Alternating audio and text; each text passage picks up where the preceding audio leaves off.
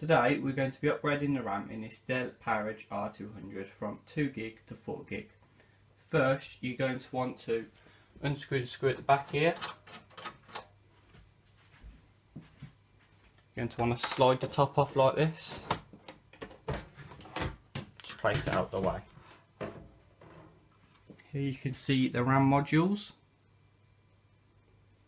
When you're doing this, you're going to want to get yourself an earth strap that looks like this. So you're going to want to earth yourself down, stop any static, like this. And here you can see the RAM.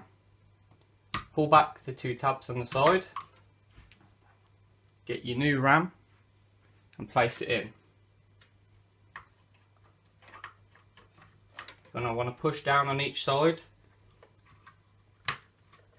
until you feel the white tabs push up.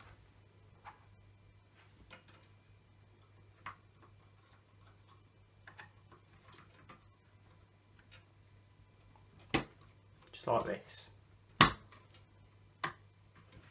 And that is how you upgrade the RAM.